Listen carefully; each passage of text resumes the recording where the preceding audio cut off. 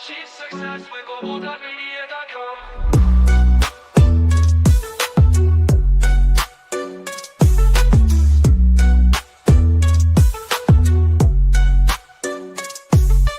Every step forward is a new beat to your drum. Achieve success with Global.Media.com. Let's celebrate it with or without champagne or... Ooh, here we are, Miss Noni. Here we are, Miss Pepperoni, as I always call you. No, they got used to it. It's fine. It's fine. Of course, we have our friend Carm in the studio as well. Guess I might as well share the link to join the studio because we'd love to hear your thoughts, your experiences, your nightmares, your joys, on this topic, of course. I think, you know what, Noni, most people are immigrants. It's very hard to find indigenous people in any country, even in the US. I don't mean they disappeared. I mean, everyone comes from somewhere else. So it's a reality for us to sort of bear in mind. So I'm sure everyone's got a story to tell, right? So, look, if you got a story to share with us, join us. We'd love to hear from you. I've just posted the link to join the studio in the comments. I'm just doing it now, except my link has not copied, which is really a frustration. But no, we're here. How are you doing, Noni? How's your day going? I am tired AF, and I have to apologize, Cousin Annie. I actually thought that this event was going to be next Wednesday and not today. And I had to work late today at my temp job that I was telling you about. And I literally ran from the office over here. And so, yes, I am tired. You can tell from looking at my face right now. It's been a long day, but I'm glad that it's over and we're doing this right now. Yes. And I'm glad that whoever is here is joining us. Thank you, everyone. It feels really weird to not be on the host seat today, controlling the chats and all that. So don't believe her. She's a host, really. I'm just here to make up the numbers. Oh, okay. We're both co-hosts. Let's do that. Let's do it that way. Okay. Of course, I think it's a serious conversation on one level, but it's not really. We want to make it light. Yes. I think. So what's making the points that we need to make? And we'll have a video to show you as well, which I'm sure will make us laugh. It's something that it's a weird sense of humor you need, I think, to be an immigrant, a happy immigrant in any society. That's what I hope we can get across today, right? Absolutely. So how long are we doing? Are we in an hour or an hour and a half? Can we just do an hour because we can talk about this forever, nonstop. So we could. Yes, and then if we need to do a part 2, happy to do a part 2 if need be. Okay, I like that. And that way you don't have to worry about waking up at 3:30 in the morning in British time and accommodating the American schedule for me, Pacific time. No, I didn't wake up at 3 in the morning. So I did my normal day. I got tired, and then I had a nap. I fell asleep basically, and then next thing I know, it's I think just gone past 12 my time. So what's that your time? 6. Yeah, well, it's 2:30 my time, and it's 6 your time, right? Yeah, 6:30. A couple of hours before now, I woke up. I was like, "Oh, it's morning." And I was like, "I've got this show to go and do." So I jumped up. Nice. So here I am. All right. Did you do a cartwheel out of bed, or did you just literally jump up out of bed? Bed. That's that flat thing, right? No, yes. I didn't mean to go to sleep. I fell asleep. Oh no! I was working. I fell asleep. So literally, my body woke me up. My internal clock was like, "You have a problem, Houston. Do something, right?" So I'll go to bed. So after this, I'm gonna go. I'm cooking my favorite meal. What is it? My favorite meal? Yes. Oh, I love spare ribs and potatoes. I just love spare ribs and I potatoes. thought you were gonna say rice and beans or fish and chips for some reason. My I, apologies. I did rice and stew earlier, so that's my staple. Okay. So I tend to eat. I don't eat as much as I should. I don't think, but if I eat more, I just get bigger and bigger, right? So I've done that. Join You the know, club, cousin Nanny. Join the club. it's a weird thing, right? Yes. Um, Honestly, life is funny. That's what I realize. Anyway, so I tend to eat once a day. Then I come back to eat my favorite snack. Yeah, Which either is early or late. So that's like the ribs and potatoes. I love. I showed a picture of my ribs. That I had my rib I had the other day. no, I but I had thought you said spare ribs and all that was your meal, but then you said snack no, as well. that's my snack. And my meal Oh, is rice and stew, the beans or Nigerian food. So gari or pounded yam and soup. But last night I cooked a pot full of meat. Sorry, no, that's if you're a veggie person, I can't help you. no. I love me some meat except pork. I don't do pork, but lamb and beef and chicken are Mm. fantastic. But let's get on with this show about our topic. Let's We're get not on with the about your show. food. I hear you. Our friends are here, so please do drop us a comment. Let's say hello. Oh my goodness! I'm saying say hello. And there's people shouting in the audience already. So welcome, welcome. Of course, Sugar Daddy Kenny. That's not what I call you. That's what everyone else calls you. So I'll take it. So that's what I'll call you from now on, Mr. Kenny. How are you doing? Glad you're here. Who's next? Oh, I lost. I don't know where that went. Where did I go? Okay. No, no, he's welcoming Lisa. Okay, I'll come back to this. So this is Karen and Joan. Welcome, welcome, welcome. If you haven't been to the show, I guess the enrichment of mind, body, and soul, then do connect with with our friends who's here. Of course, they have an amazing book. Self care is intentional. I'm reading it. I'm reading it, my friends. I'm reading it as we speak. There's many reasons to connect with Karen and Joan, Lady K and Lady J, as we call them. And they have a show every week on every Sunday night. So do join them. It goes out on Beijing radio. So, but I've been on there. Have you been on? You haven't been on there, no, you know? I don't think I've seen you on there. I'm invisible. You're not invisible. We see you, my friend. We see No, you. I So mean, and other shows. Yes. welcome, Mike. No. In time, you start getting invites to do other people's show, right? Welcome, the amazing Jackie. This is Jackie time, right? She does her shows. Travel Oh with my Jackie. God, it's Miss Jackie, the biggest badass ever, and she proved that she was the biggest badass when I met her in Chicago. You actually met her. I Oh, met Jackie. Yes. lucky you. That's it. I mean, you're good at meeting people. I have to say. So you are coming here at Christmas. Yes. So, folks, if you don't know, I'm actually traveling to the United Kingdom in December, and I hope to meet cousin Annie and then Cyrus as well, and then Hmm. whoever else is from the UK. I would love to meet you all on Yeah. one day only because I need to have fun too.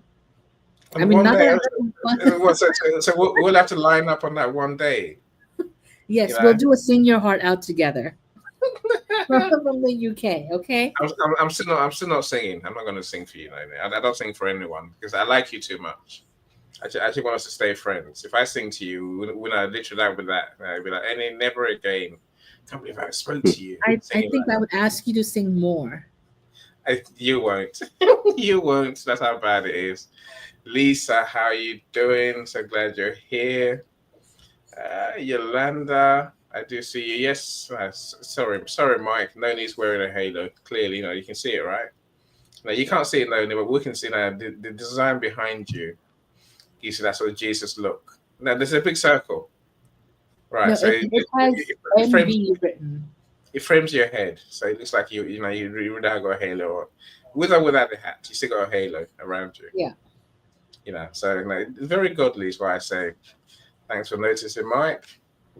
Yes, Yolanda. I lost you, Yolanda. I lost you. Oh, damn.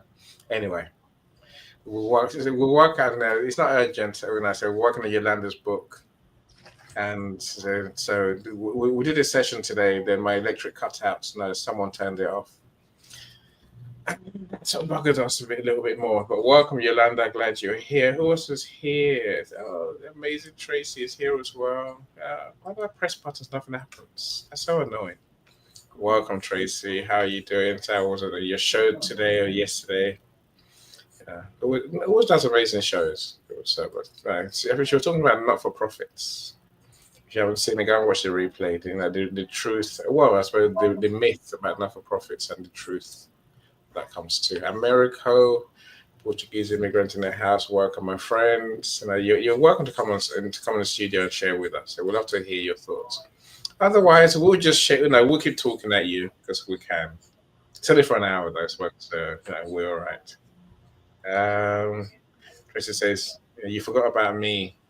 I invited you here tonight." Okay, that's Kenny talking to Tracy. All right, that's Kenny comments. demands and deserves respect. Just want to let you know, Daddy Kenny, we are so glad that you're here. You give him too much respect. No, I think, and you let him get away with blue murder. He doesn't. He comes on the shows, doesn't talk. I'm like, Kenny, sort yourself out. Seriously. Anyway, you're fine. You give him all the respect that he deserves. I'm much less that way about my friends who come to my events. So that said, then Mr. Calm, how are you doing? So far, so good. How about yourself? Hanging right. out. I'm loving Noni's hat. Yes. It's very nice hat. Person in the whole world, the only person in the entire existence of humanity who does not like my hat is Daddy Kenny. He has an issue with it. He thinks I look like a mushroom. Ignore him. Ignore him. I'm glad you wore it. I'm glad too. I'm glad too. It covers my hair really well.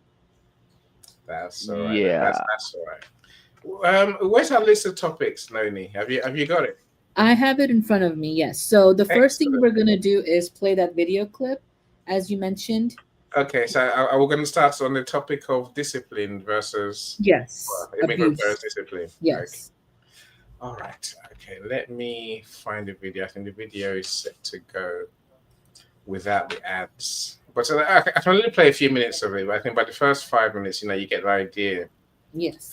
That Mr. Russell is quite funny. I don't think we'll have anyone like him in the UK, by the way.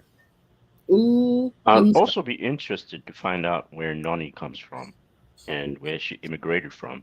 It'll be a background question, so to speak. We can do that after the clip because it'll make more sense. Okay, let's go for it. Here goes. Press play. Doesn't matter where your parents are from.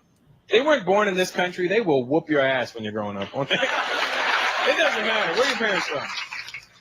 Ukraine, you know what I'm saying? They'll beat you with a cabbage roll. You know what I'm saying? They'll snack a pierogi upside your head if they have to. They'll beat you, right? Immigrant parents will beat their kids. Canadian parents, they're a little too soft on their kids. And that's fine, whatever makes you happy. But you need to start beating your kids. I'll tell you why. Because growing up, kids now are growing up in a multicultural society. You're going to have white kids growing up with black kids and brown kids and Asian kids, and they're all going to be hanging out in the playground. You know what I mean? And they're going to be talking about the ass whooping they got last night. Do you want that little white kid to feel left out? Beat that child so he's not a social outcast. We'll be sitting around, man, my dad beat my ass. My dad beat my ass too. White kid be like, I got sent to my room. I'll be like, you've got a room?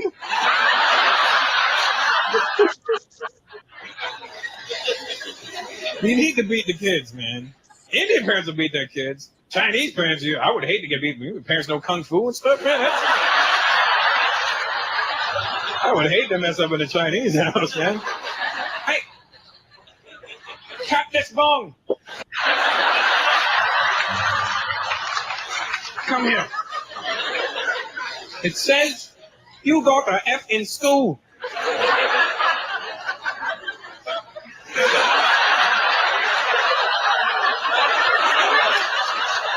They wouldn't even need to beat you. They'd go, oh,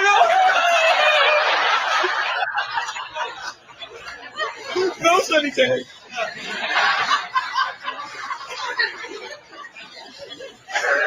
Indian parents aren't afraid to kill their kids if they have to. My dad's theory was, if I get rid of one, I'll just make another one.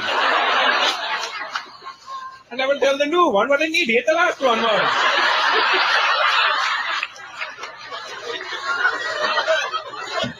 Jamaican parents will beat their kids for no reason sometimes, won't they? Hey, boy, come here. Yes, Daddy? What's that for? Just in case.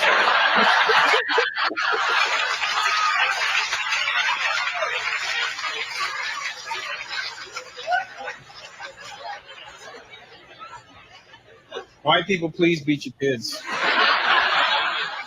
I'll tell you why else, because when I was growing up, right, I grew up around a lot of black people, which was fine, because the black people never picked on them. White kids, not so friendly back then. But every now and then, a white kid would come and hang out with us. And we were like, wow, a white kid! I've heard so much about you! And here's where the problem is. When a white kid would hang out with us, we'd want to be like the white kid. We would want to start to do everything like the white kid. We wanted to copy that white kid so much. And the problem is when we would start taking that white kid's advice on how to deal with our parents. That'll get you friggin' murdered, man. I remember hanging around this one little white boy, Ryan, when I was 10 years old. I went to his house after school one day, right? His parents never beat him, and they never even yelled at him. He could do anything he wanted, and nothing was going to happen to him. But he was an angry kid. We walked into his house after school, and his mom goes, Ryan, go clean your room. Fuck you, bitch!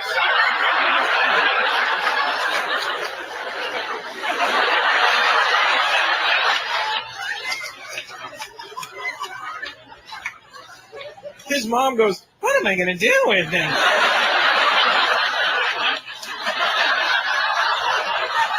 I go, Ryan, you can't talk to your mom like that. Yes, I can. She's a jackass. Don't say that, man. She'll hit you. No, she won't. She's not allowed to.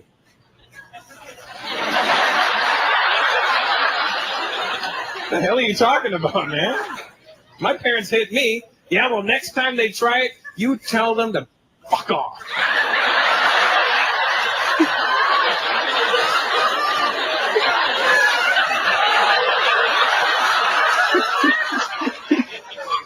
Are you sure? Trust me, it works for me. So I went home for the last time. We have to stop somewhere, my friends. We have to stop somewhere. Yeah. So I'm bothered why I can't come into my own event, but I'll get over it. Miss Noni, did you laugh? Well, of course I was laughing. You saw the video. Go for it. Can you see me? I don't know if I'm trying to find my StreamYard first. Okay. Why would no? Okay, we're on stage, but what's gone wrong? All right. I can hear you, and I can hear Noni. Yes. No. So with that, I know why. My bad. My bad. Ignore me. It's me that can't work StreamYard. Okay, you're back again, Miss Noni. You're back. Yay. So, cousin Annie, I wish you hadn't stopped that soon because the punchline was coming. The whole thing was that Russell Peters, if anybody hasn't watched that yet, please go watch it. It makes a lot of sense. So he said that he went home to his house and his dad asked him to wash the dishes. And he said, go to hell, Dad, whatever. And the dad's like, what did you say to me? And then he talked about CPS. And the dad said, well, go ahead and call the CPS right now because it'll take them 22 minutes to come over here. And in those 22 minutes, someone's going to get hurt real bad. That was the whole, I'm not doing it justice, of course, because I'm not Russell Peters, but it was a really good, that was a good sketch. No, it had me crying earlier, literally crying with laughter. You know, so the reason I stopped is because LinkedIn or YouTube has these funny rules about copyright. If you do more than 5 minutes of anything, then they start restricting your videos. So I can't afford that, Miss Noni. I can't be editing my video either. It's way too long, right? But a great video. So and let's talk about it. So before that, cousin Annie, is it any way possible I am not the only one on screen? Every so often. Yes, thank you so much. There you go. Every so How often. kind of you. How kind of you. Is this better? But this is quite unstable. So I can put you in the middle as I do it, and then this will throw you back when it feels like it. That's what annoys me.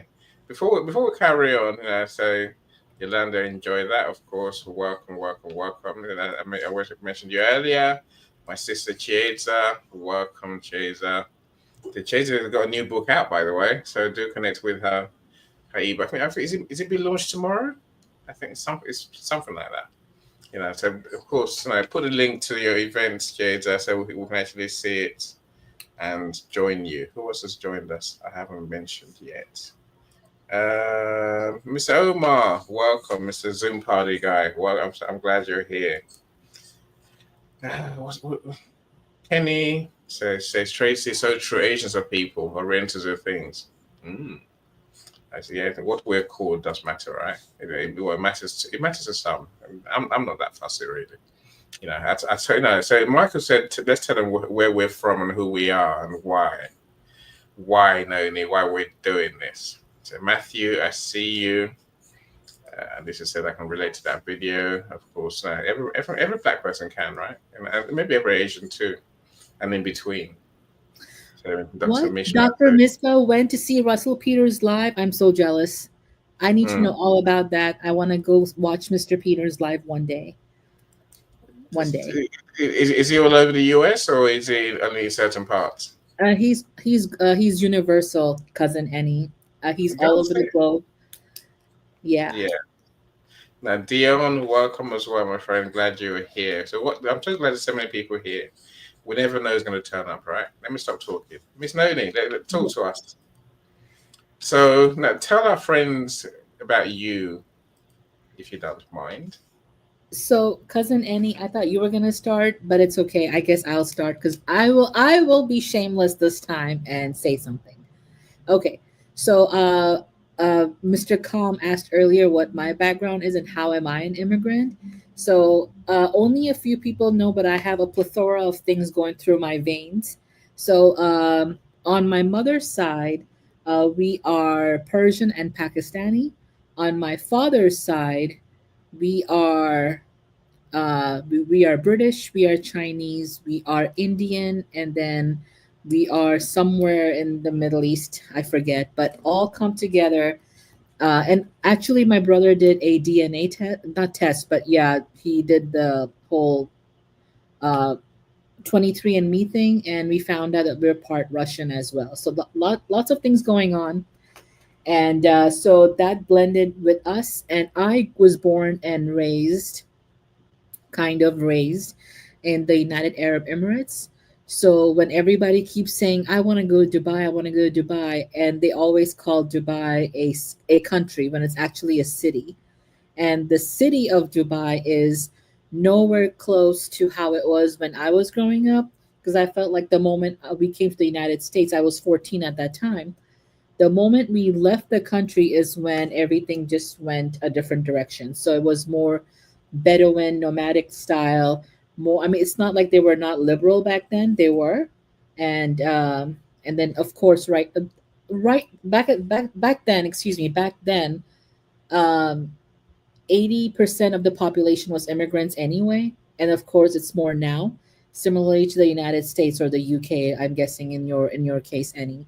So yeah, we immigrated when I was 14, and I don't want to state how old I am right now, but it's been a while since I've been in the US. So that is my immigration journey and the concept of, what Russell Peters was talking about, uh, immigrants disciplining their kids is the word discipline, I think, to people who are immigrants or minority immigrants is like child protective services. It's equivalent to both when I came here or when I found out about it. So you could cry about something and complain about it the next day to your classmates. Oh my goodness, my mom hit me, my mom slapped me because I broke a plate, or I did not clean my room, or something like that, or I did not put the pillow properly, or something, whatever, something silly that would come up. That's where the whole Ryan situation that Russell Peters was talking about made sense, because that would be a child protective services issue. One slap can result into that. Of course, I'm being dramatic here, but one slap can result into that. Versus minority parents deal with things a little bit differently to discipline and add some value and respect. I think that's where they're coming from. But that's just my perspective, and to discipline, of course. But I'm gonna stop talking now because I talked a lot already, and I don't like too much attention. So, Annie, I'm gonna pass it over to you. Thank you so much. I'm glad you're as confused as me in terms of where you're from. Yeah, asparagus and potatoes, yes, for sure, Yolanda. Potatoes, they're baked. They're baked in the microwave. Kill me. Don't judge me, people. Don't judge me. This is quicker to just bake the potatoes in the microwave, right? So, but I love my Nigerian food. Okay, so where does it all start? It starts in Woolwich. So I was born in Woolwich. So I'm British, whether they like it or not. I'm like, suck it up. I'm British, right? And my wife will tell you I'm the whitest black person she knows, because I'm the most English person that I know. That shows itself in many ways. I speak better English than English people. I write better English than they do. I know their history better than they do. I do more English things than they do. So I'm unashamedly British. But I was raised in Nigeria, so my parents, being good Nigerians, they came here to be doctors. They came here to do courses and to better their lives. So, but the kids were not. My sister and I were not part of their, I guess, plan. Apparently, I don't know how that happened. They gave birth to two kids, shipped us off to Nigeria to our grandparents. So I guess in Nigeria, I knew I was British. I think I knew I was British because we kept looking at the sky and thinking, I want to go back home to heaven. Yeah, right. Anyway.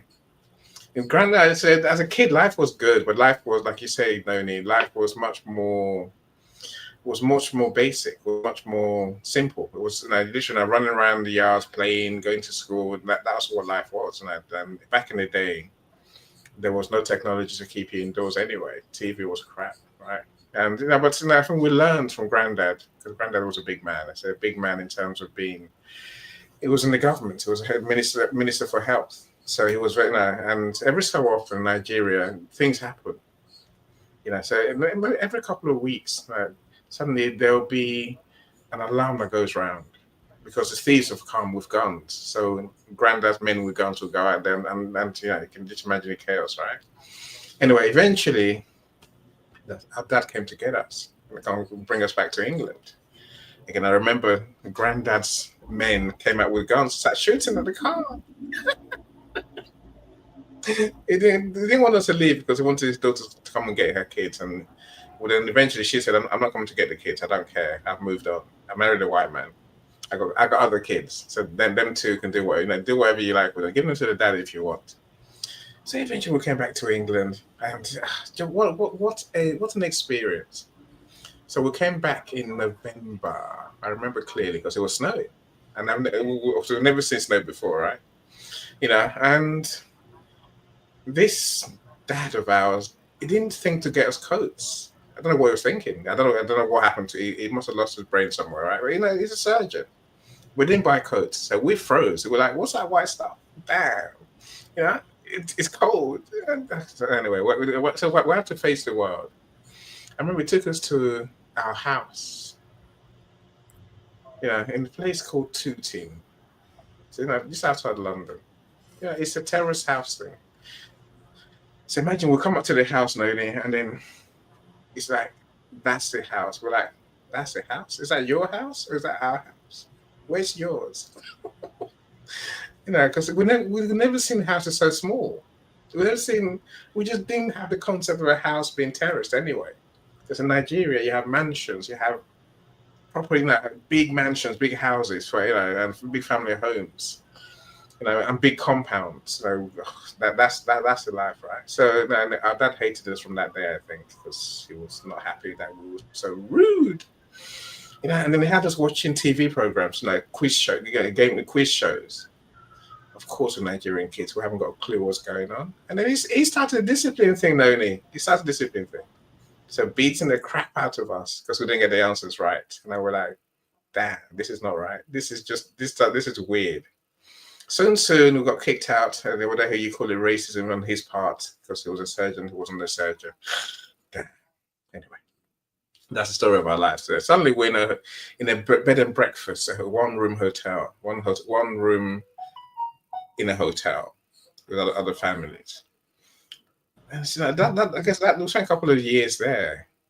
Again, this discipline thing just carried on. It got worse and worse. Right? I remember one day I don't know why I did, nothing probably, and I had to spend half the night outside in the snow, in the snow on the balcony. This is just cruelty. There's no place for the African beating parents or foreigners beating their kids. Stop doing it. Don't do it. It's not funny. The kids will hate you forever. I did.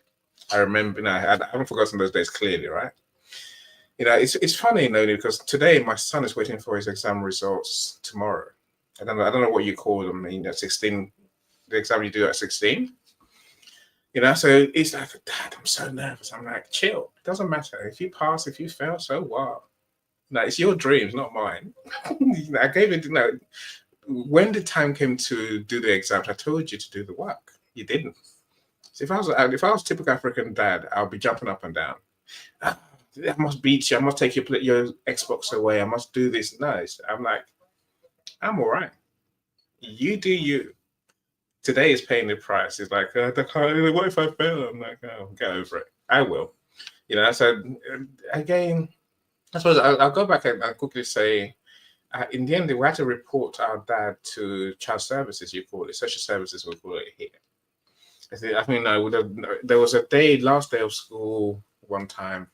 I think one of my sister and I, we got all A's and one of us got a B. And we're like, we're not going home. We're just not going home because that's going to get us killed. So we went to social services and called the police. And we're like, oh, we're taking you to court for abusing us. That's how you do it. I'm all for that, right? And of course, it tried for years to say, well, they're my kids. I'm like, we're not coming back to you. You're crazy. Don't do it, people. Don't do it, right? So, as we see, as standing here now, I guess I've learned to parent the British way. There's always stories, Noni. So let's go back a bit. I got 3 kids, all right? The first 2, I was trying to do what my dad did. I was just, but and I just didn't realize how wrong I was. And I made their lives a misery. But they grew up. I guess my son forgives me. My daughter's not so forgiving, but it's all right. I wasn't that bad. I didn't beat them the way my dad did, but I was a lot stricter and I was a lot more in their face. You do as you're told. Now for my youngest, I'm like, freedom. Do what you like. Make the best of it. Don't blame me if it goes wrong. If it goes right, you take credit for it too. But it doesn't mean being a lot more chilled. Some would say almost, I don't care. It's not that I don't care. It's not my problem. Because what I've learned through life is you have choices. Africans love to create doctors and lawyers. We love to. But, I wanted to be a doctor. And that was the idea. That was my dream.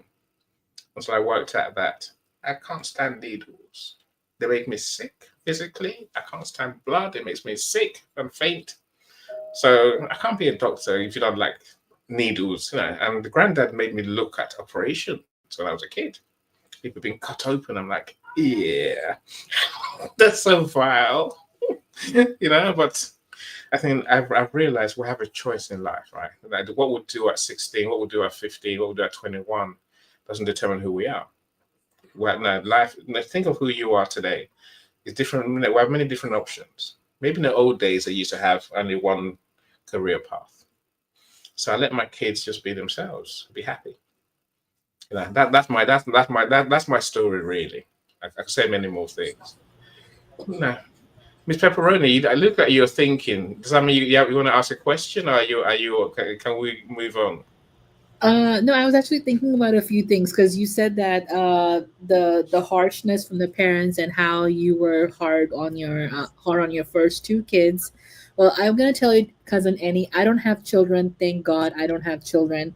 But my parents had three kids, and Hmm. we grew up in a South Asian household. And anyone who's South Asian or Asian in general knows how that goes. I'm not, of course, stereotyping all Asian households, in one lump sum, but everyone's different. But in our case, um so it's me, I'm the oldest, and then I have a sister, and then I have a brother, so two girls and one boy being the youngest.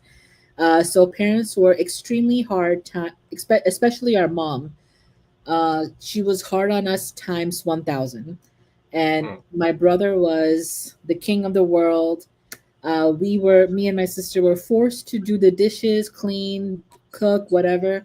And right when I realized why me and my sister are being forced to do all these things, I was like, F this. I'm going to rebel as the oldest. I did not want to cook and clean just so my future husband at 9 years old or whatever would be happy about it.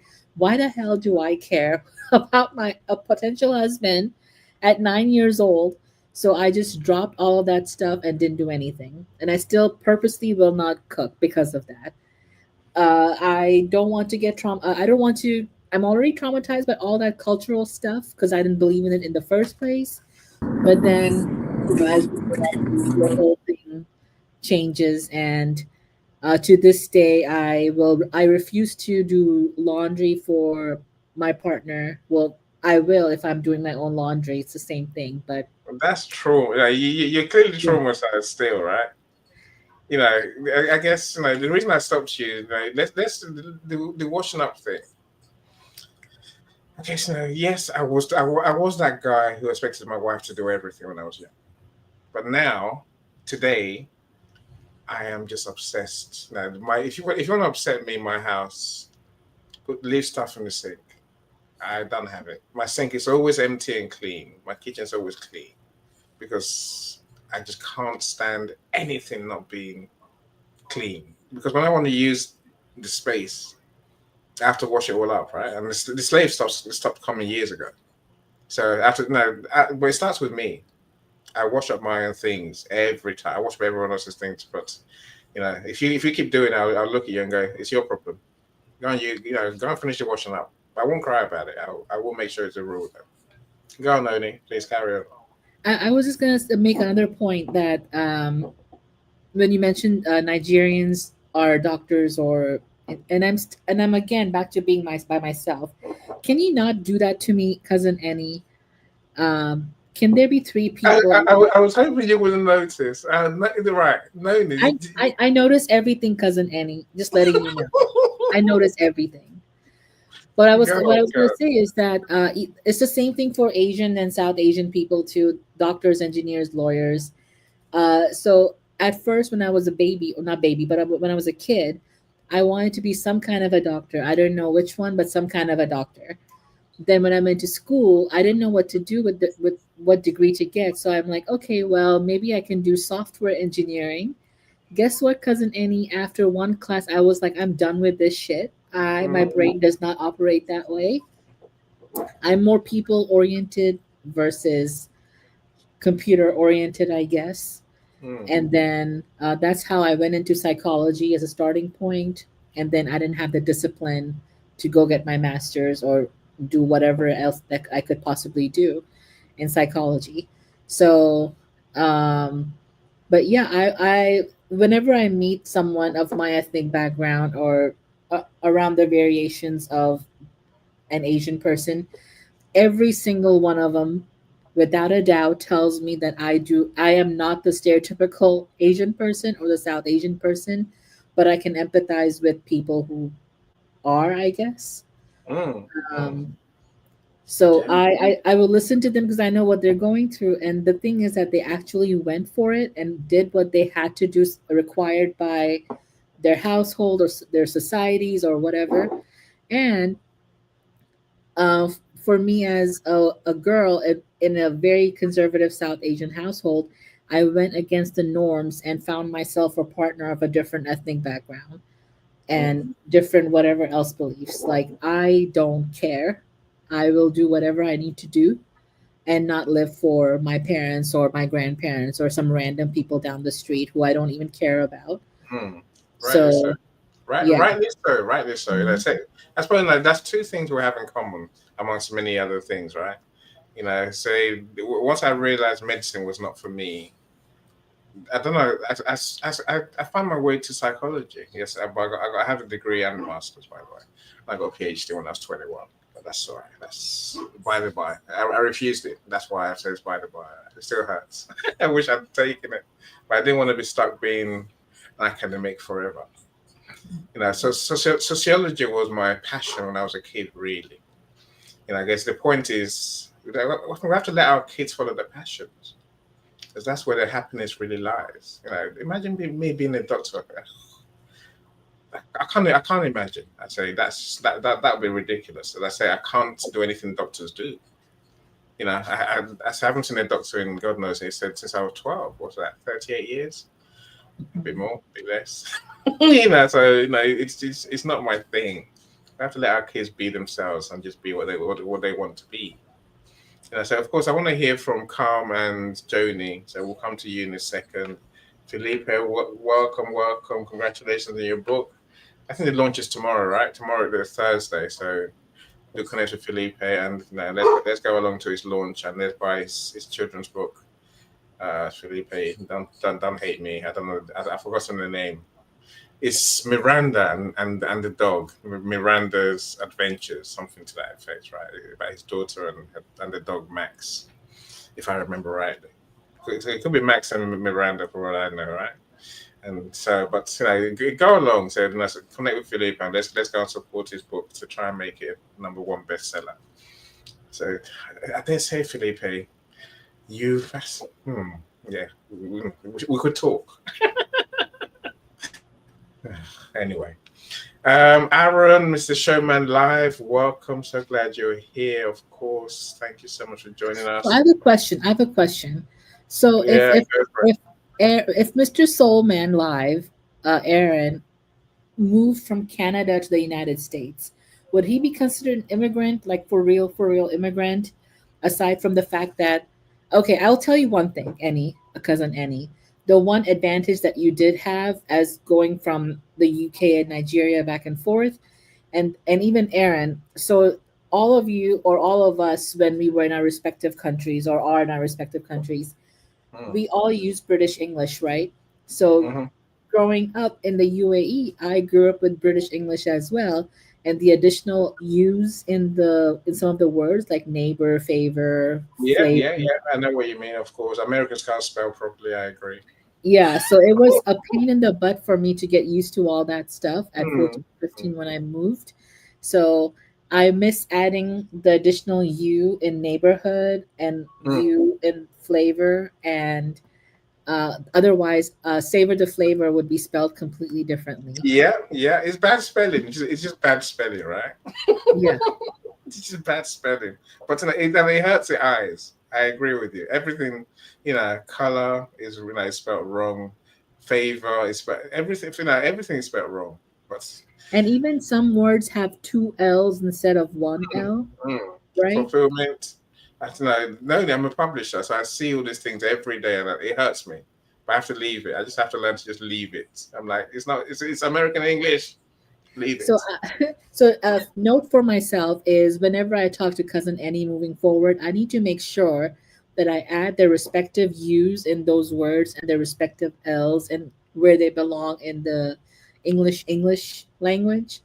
And I will understand if it's just if you misspell things, because I just say you're American. That's my justification in my head. Right? I'm like, leave it and move on. Don't judge her. Leave her be. Right. Right. But I think there is some. The question is, Aaron, American or Canadian? I think Mr. Gibson is Canadian, but that's why I was saying that if he immigrated to the United States, or not, if he moved to the United States, Would Aaron be considered an immigrant, like Yes, immigrant? Uh, yes, yes. So I think I think the whole world has this about this country barrier thing, which is rather weird, right? I mean, in the UK, the reason I say yes, I mean, maybe I'm wrong, Aaron. So the reason I say yes, we had this whole Brexit thing in the UK, where the British people decided one day that apparently they don't want European white people, immigrants to the country.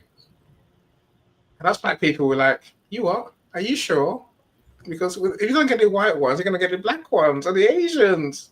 Are you sure you really want the brown and black ones?" They're like, "No, but we don't want the white ones."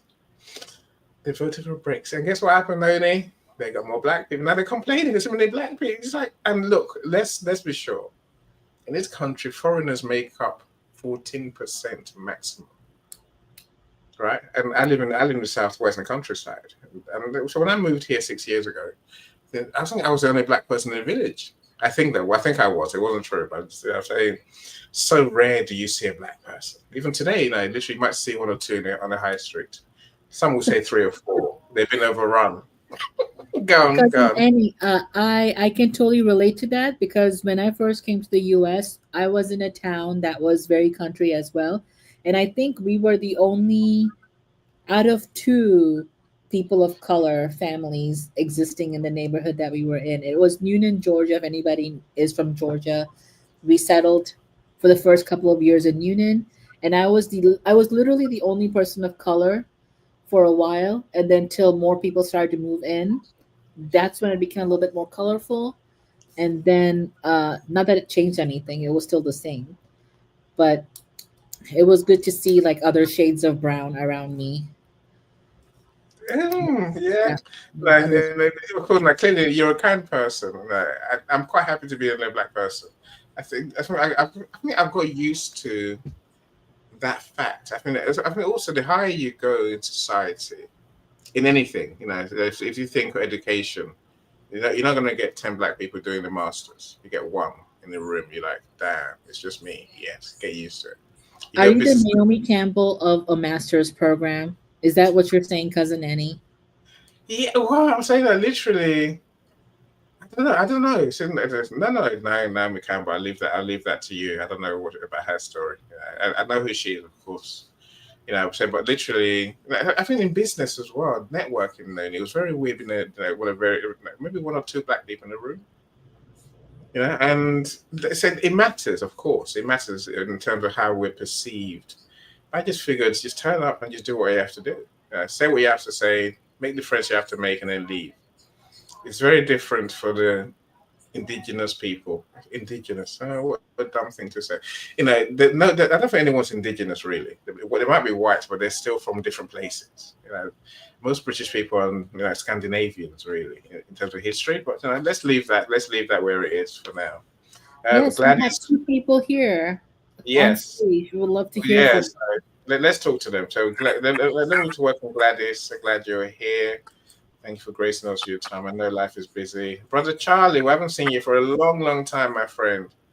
Glad you're here. You made my days. You seeing you. So Mike's talking about drying dishes at 5 years old. Today's kids don't have to do any of that stuff, right? Pick cherries at 8. Now, you were abused, Mike. You were abused. Mr. Sekar, welcome as well. Welcome. Thanks for joining us. I know it's early in Asian time, whereas it's getting late here. You're a psychological doctor. Matthew, that's a good way of looking at it, right? That's a good way of looking at it. That's the doctor of the brain is the way I think I figured it in the end. Until they said, come and do clinical psychology because you have to get psychoanalyzed first. I'm like, me counseling? Me being counseled? You don't know what's in my head. I ran off. I did business psychology instead, right? That's how I got to where I am today. Very weird, but that's my life, right? So Gladys is asking, wow, were you allowed to have fun with the other kids? No. What about you, Noni? Did you ever have fun with the other kids playing on the streets when you were a kid? The In the streets street? of United Arab Emirates. The streets Yes. of United Arab Emirates. No, I was a very shy, introverted kid, so I kept to myself for the most part.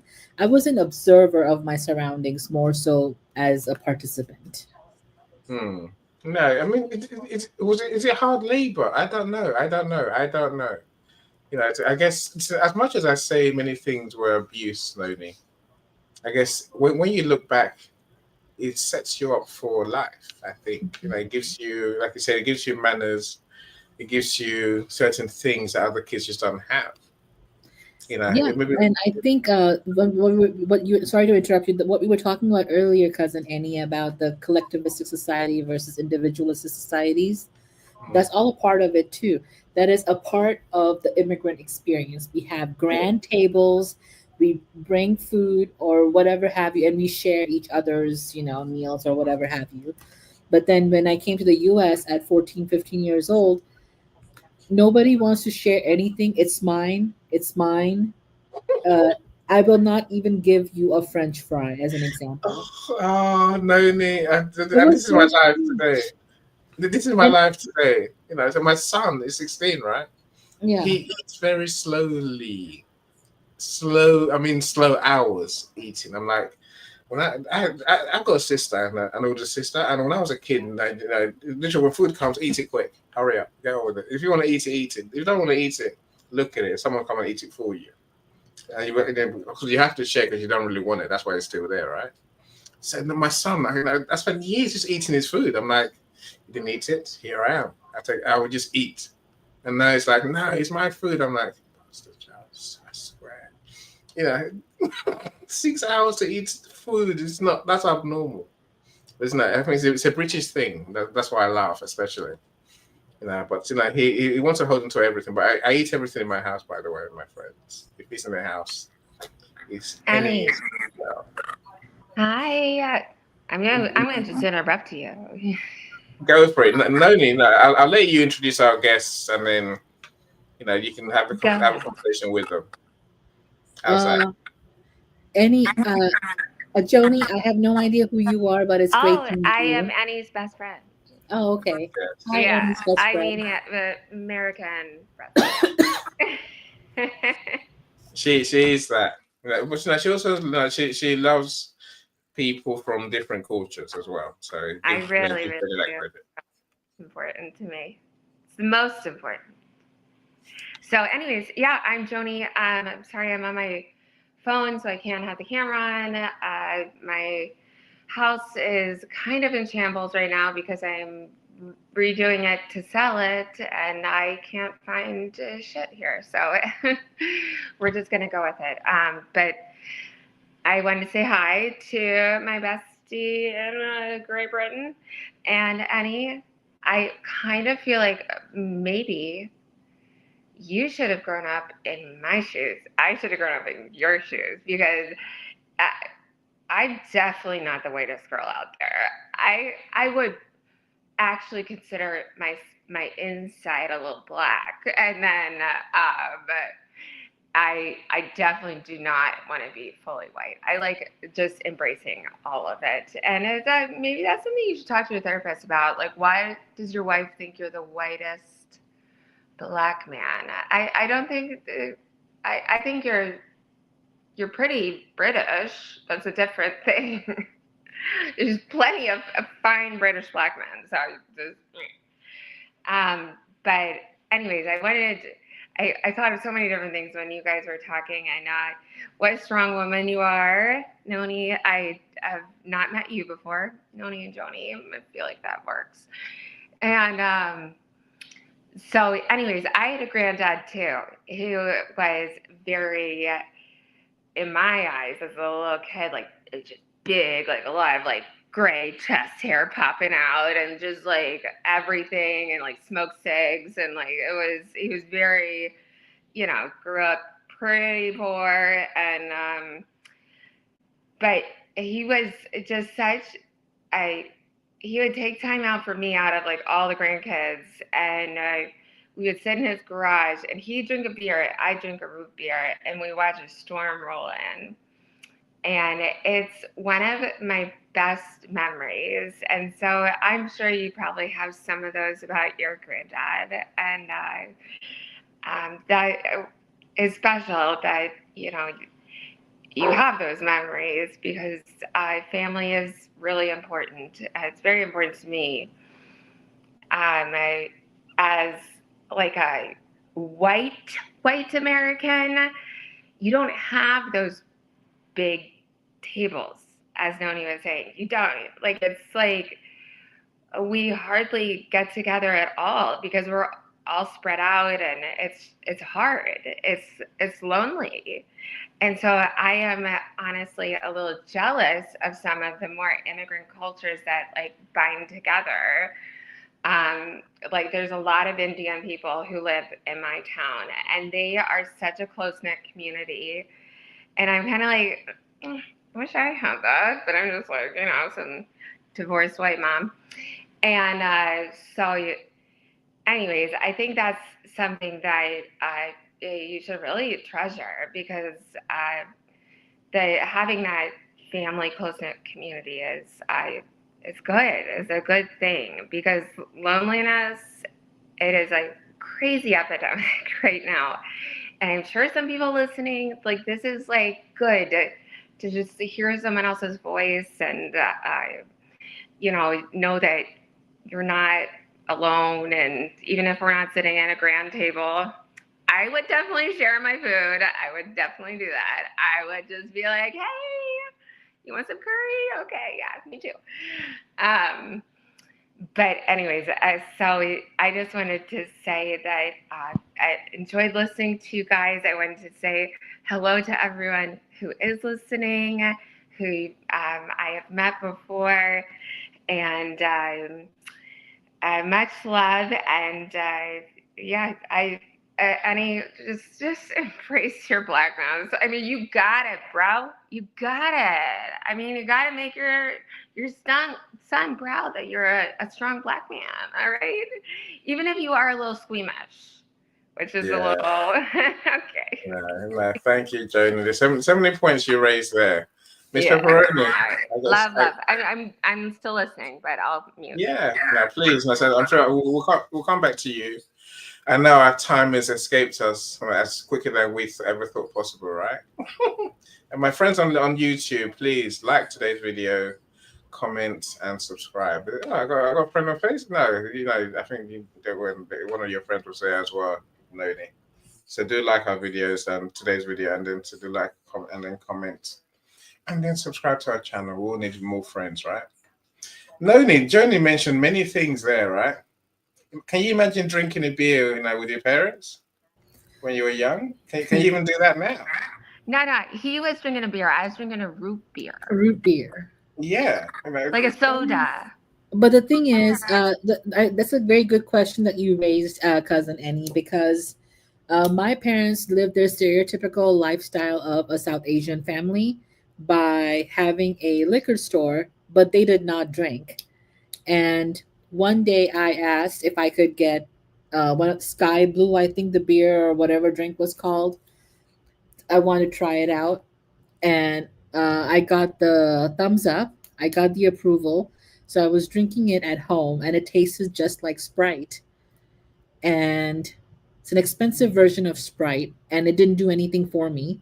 So I might as well just drink regular Sprite if I really wanted some, but it was whatever. I was probably 17, 18 at the time. 17. Oh. Yeah. Yeah, I mean, at that age, you have freedom, right? At that age, you know, you can do pretty much most things, you know. So even then, I'm sure, you know, I drank case cider when I was in foster care with a mixed family. So the white dad and Ghanaian mum.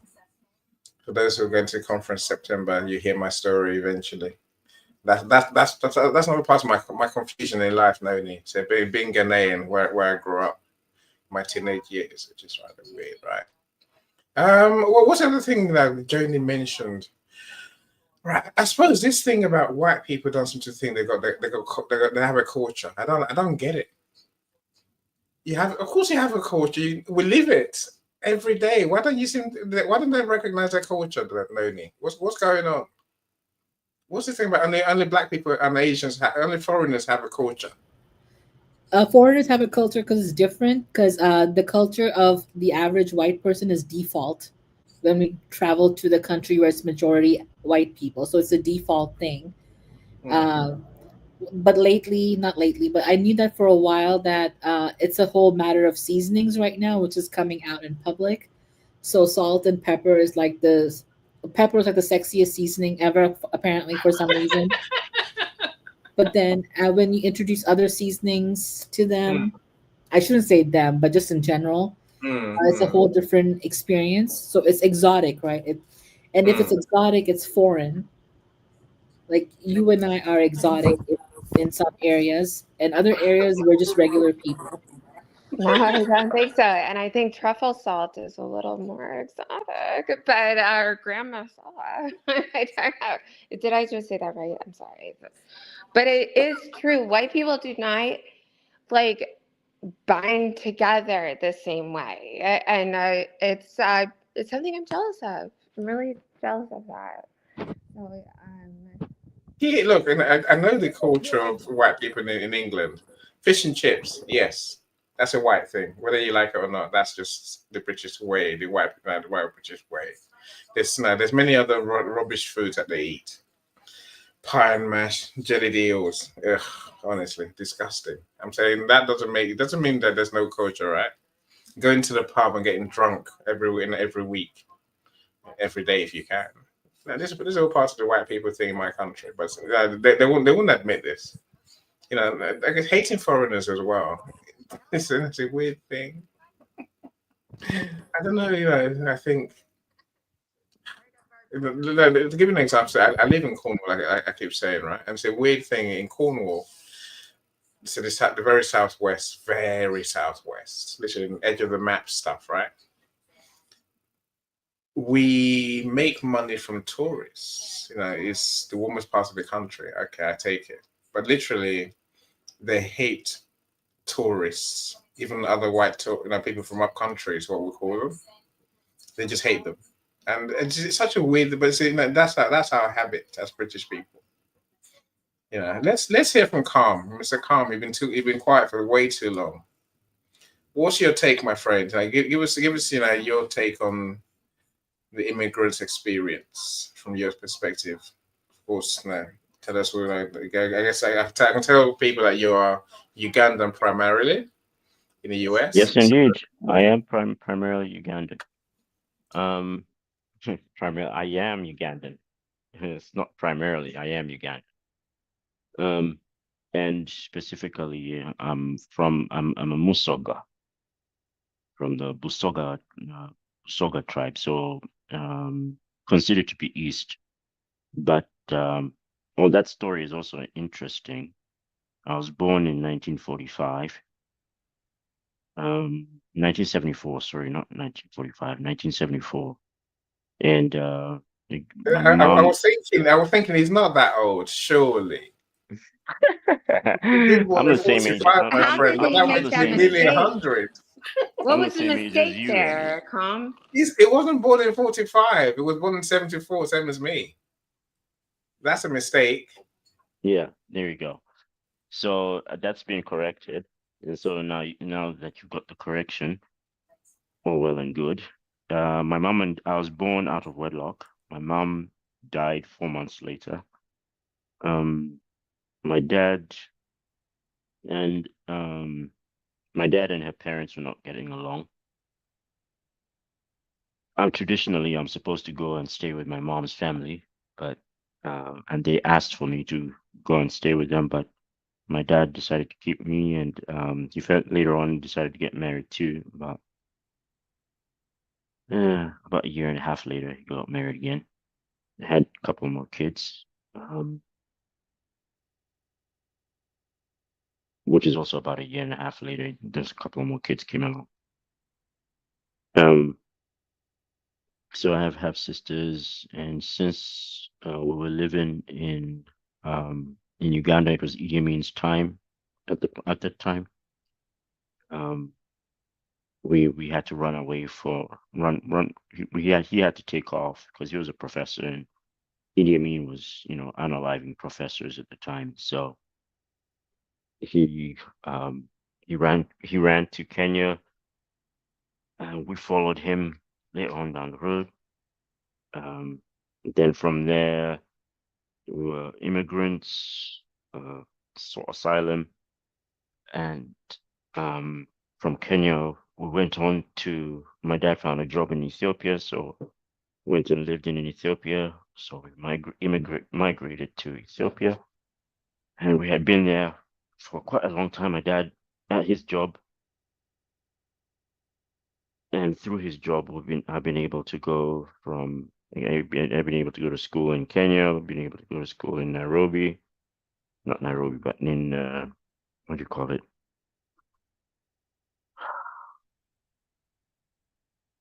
St. Andrews in Turi, Kenya. And then from there, England, went to school in St. Edmunds, Canterbury. From there, back to Ethiopia, Addis Ababa, went to Ethiopian Aviation Maintenance School, Technician School. Then from there, went to, what do you call it? St. Edmunds, not St. Edmunds, no. Went to Embry-Riddle in, what do you call it? Daytona Beach, Florida. And then I graduated university there and stayed in the United States, went to work. I started working in the what you call the Bible Belt, Oklahoma, Tulsa, Oklahoma. It was a company called Flight Safety International, simulation division, and and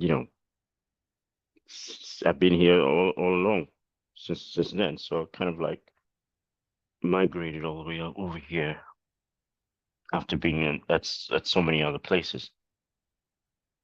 But my, starting initially with my dad getting out of the country because, he was, he was afraid of his life. They were gonna kill him. And in terms of the activities that Ronnie has been mentioning and talking about, foods, culture, people from other countries getting together. It was the Organization of African Unity that my dad worked for. So, a lot of people from all over Africa was working at that organization. So you they weren't necessarily migrants that just came, but they were migrant workers, of course, migrant workers. And that's the community I lived in. And yes, we did share foods. We did share a lot of stories. We did share a lot of, heartache and also good times and fun times with a whole bunch of, Africans from all over the place. But it's not just Africans out there, because I remember United Nations was in Africa was situated in Addis Ababa, Ethiopia, and there was quite a big international community there too. So my mom went to work. Not my mom, my stepmom went to work for United Nations over there, and that was her international crew that I got to meet. And as kids, we also got to meet with all the kinds of kids, all the different types of kids. But we're all diplomatic families. In we had aspiration as diplomatic kids, and we also mingled with the local population as well. But at that time, the country, especially when I was there, was under a communist regime, Haile Mengistu's communist regime, pro-Russian. But at the same time, there were a lot of people who were migrating out of Ethiopia to go to America. So we had a lot of Ethiopians migrating to America, and that was an American policy, is to get a whole bunch of to fight communism, was to get a whole bunch of Ethiopians out of the communist state into America, and somehow, I guess, send them back to fight the communist state. And they did that. And the biggest war was the one between Tigray in the north, the people in the north. I guess the government, they wanted to secede from the Ethiopian government. And it was through that war that, Haile Mariam, I was there during the coup. It was a coup against Haile Mariam, and he was kicked out of the country, and he went to live in Zimbabwe. Mengistu Haile Mariam went to live in Zimbabwe after he lost power for about, I think he was there for about 17 years. He ruled the country as a communist state, and then it was quite interesting, really going through that. No, I guess for the things we've discussed so far, what is your experience as an immigrant, especially let's focus The now our foods, the topic today. jollof rice, Hold on, discipline. Look, as you're talking, I tell you what, I've made a list of things that we can talk about. Since I'm going to have to steal Miss Noni Pepperoni for a long time to do this series of events. Discipline, my mom went crazy, as far as I could tell. In fact, to the extent I used to think that she was possessed. I'm like, you lie down there, or go find me a stick to beat you with. So you had to go find a nice big stick that would work. And typically you'd want to have something flimsy. But if you don't know about sticks, big sticks and flimsy sticks, the flimsy sticks, if they're sturdy enough, those are more painful than the big sticks. Because they flex, right? They flex. They're like, yeah, they flex. Like whips. They flex. Again, they're so painful. I mean, the pain.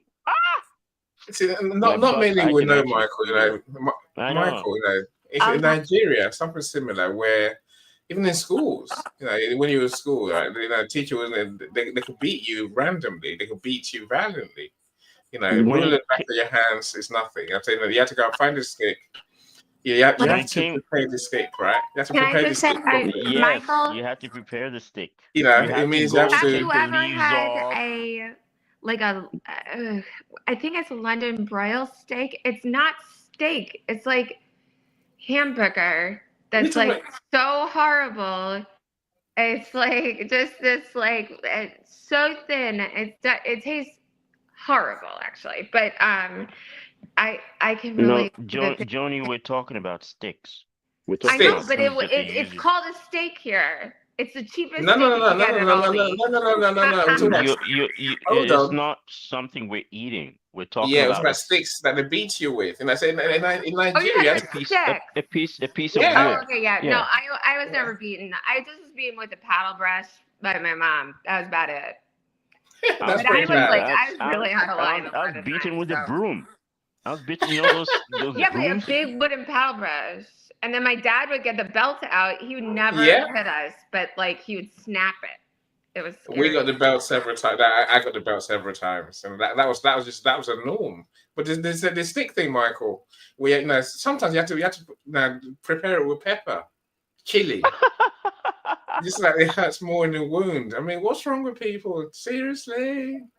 Yeah, I tell you, they're possessed. I mean, I couldn't believe it. Then there was this ornament that my dad he went to some country, and there was this beautiful guitar. It was nice, it was wooden, it had these what do you call it, metal strings on them, and if you struck the strings, it would make a particular kind of noise. Really nice.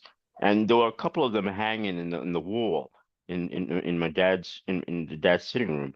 My mom got so mad, she went and picked one of those from the wall. I mean,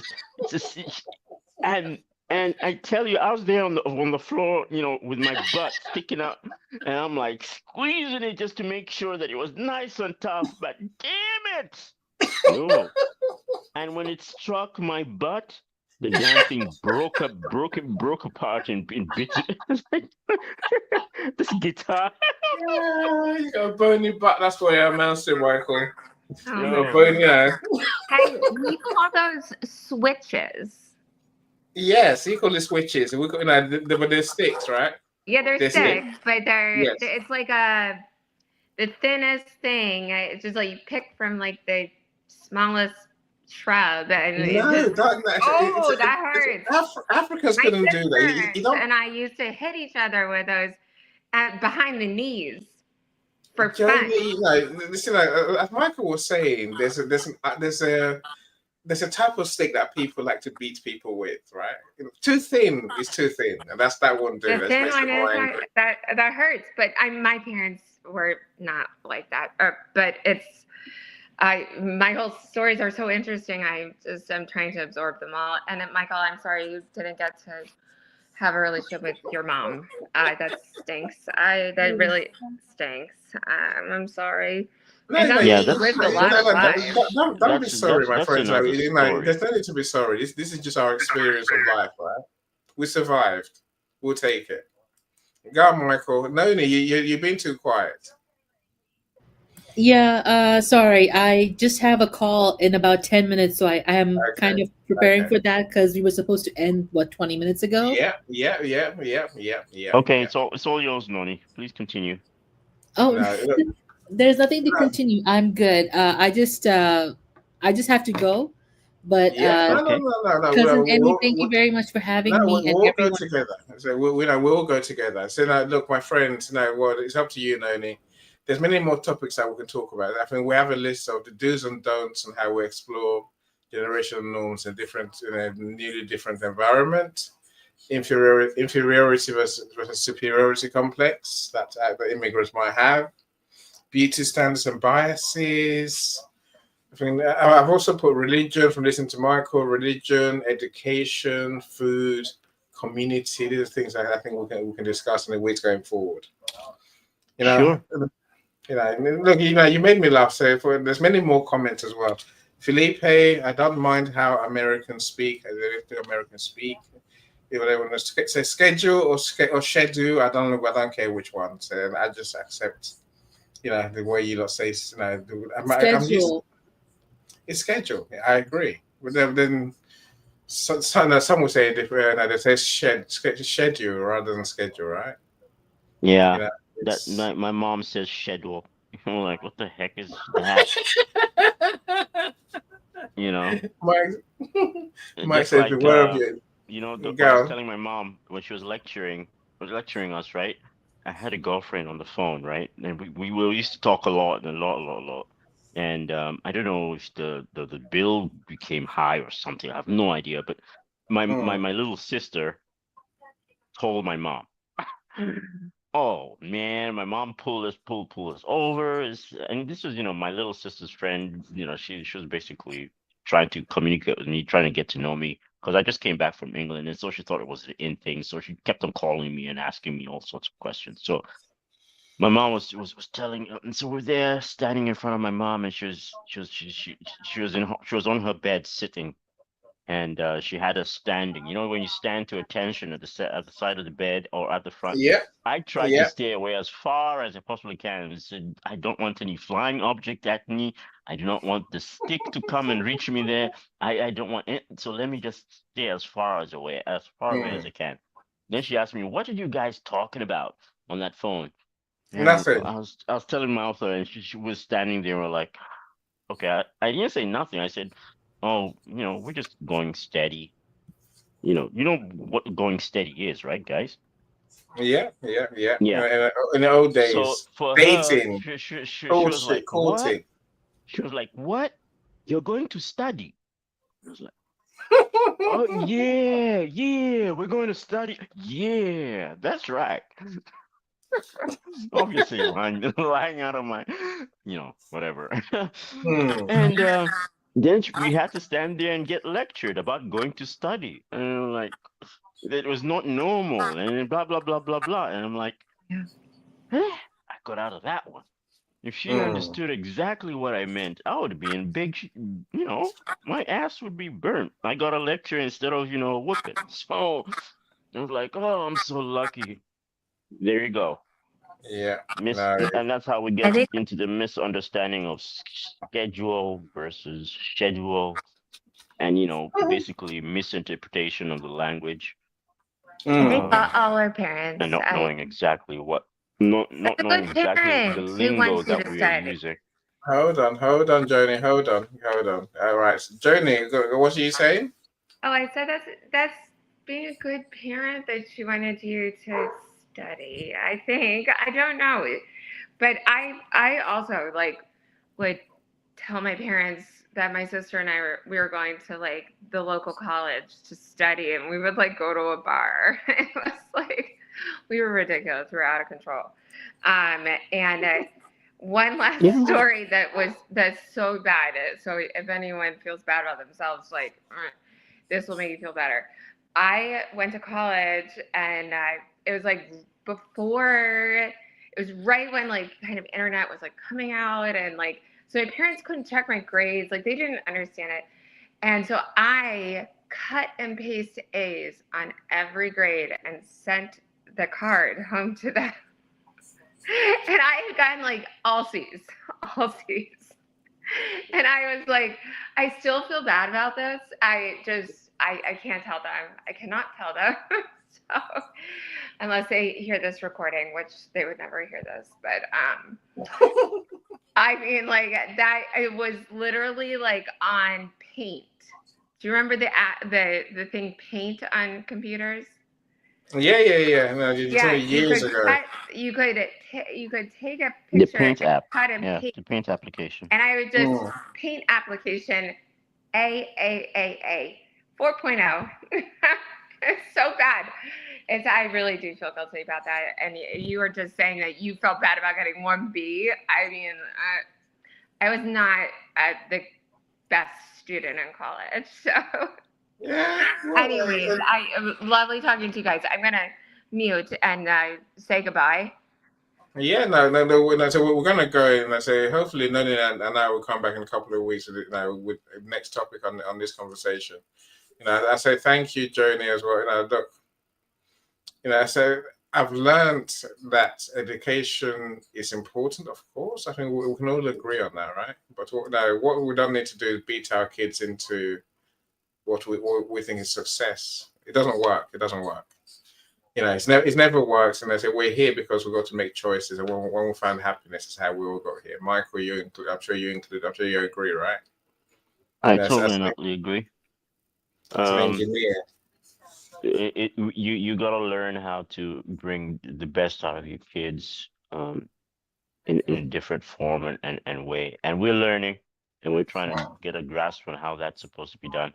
But Yeah, obviously, we've got a long way to go, yeah, yeah, as a human race, and understanding that. yeah. No, I You mean, treat each we're kid talking more. differently, right? You treat each kid different, like because like they all have different challenges, and so but this generation is not like my generation. It's not. They don't go out and party. Like they're all kind of isolated a little bit, and it's a scary feeling for kids. And so you want to make sure that like socially like all is doing well there. So Yeah, it's a hard one. You say isolated, but then our kids are more connected than ever. If you think of social media, and my son is always on his headphones on his Xbox talking to people. Yeah, they're That's connected more on social connected. media. They're not connected Mm. because that's an avenue that's there that we did not have. We Yeah, didn't have at social all. media. We had to go out and we had to make phone calls and go to phone boxes. Imagine that. Hmm. Look, I am amused that almost everyone's been to the UK. You poor things. I don't know what you think the UK is. But hopefully you liked it, but it's what it is, right? It's a dry old country full it of. doesn't have ice. No, it's just dry. I It hate that it rains. doesn't have ice there. Well, That's the all. Like I just people, like want a the glass people. of ice. I'll tell you what, the people in the UK are just like the weather. Yeah. Drip, Oh, they're a bit oh, dreary, a bit wet and drippy. I mean, You know.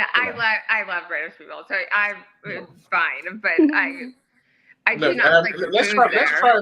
Let's I try don't and like answer the my friend. weather. So It's silly. hold on.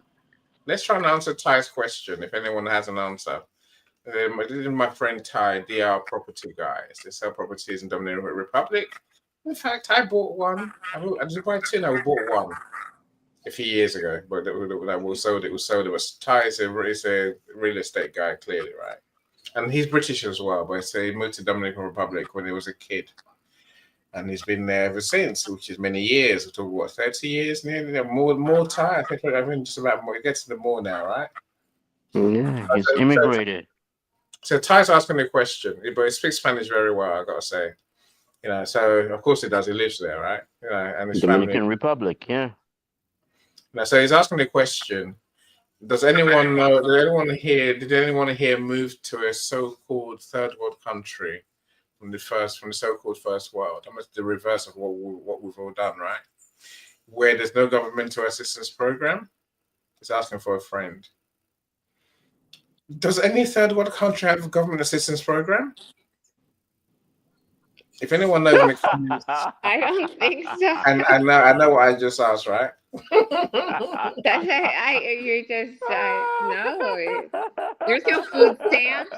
There's no food stamps programs. Nah. You should not have moved. Oh my gosh. The answer is no, Ty.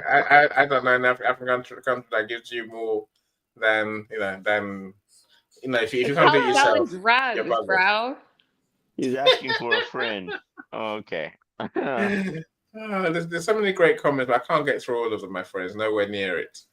I will say let's come back again in a couple of weeks, and let's carry on the conversation. Ty says, I think the white people culture is like actually stopping at a traffic light. No, not running a red light. It's a very white thing. Do I run red lights? I run red lights. I do. Amber, I ride a motorcycle, run red lights, and I'm white. Amber says go. Amber says in my eyes, but it's very fine line between amber and red, right? When it's going the other way. I could be guilty of that, Ty. I could be. I'm so glad you're here. Blood pudding, yes, we do have that here. Black pudding is called. It's not called blood pudding. Blood pudding sounds rather off-putting. Black pudding, we call it. Isn't that rhubarb? No, rhubarb's a plant, Michael.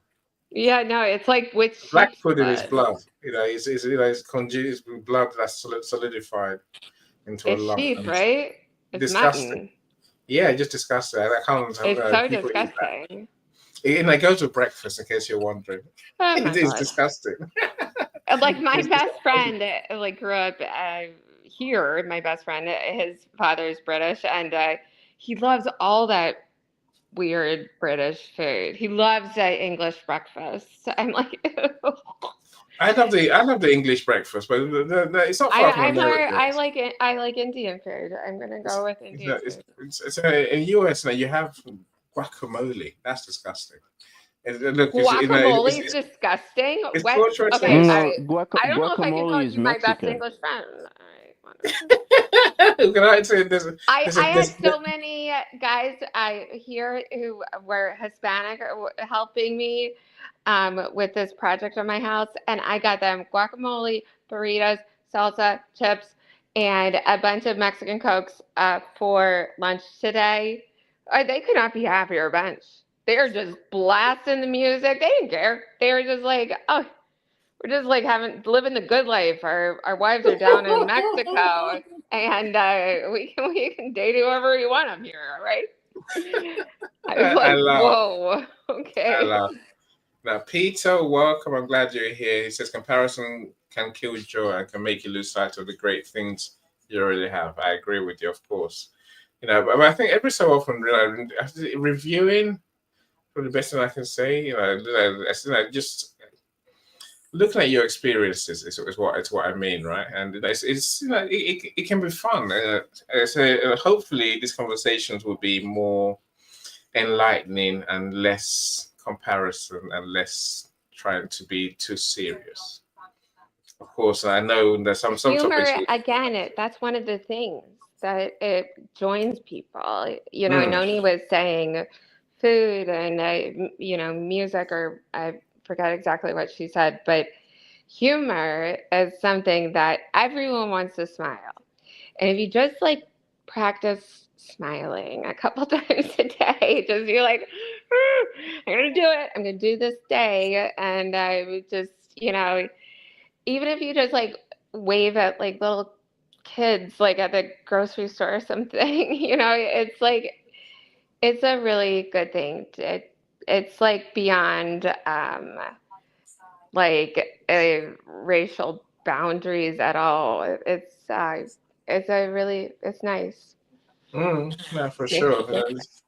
you No, Indian food, yes, Mark. We have lots of Indian food here. I wish I had more Nigerian food, but no, it is here, and I think we have to learn to cook our food the way we want it.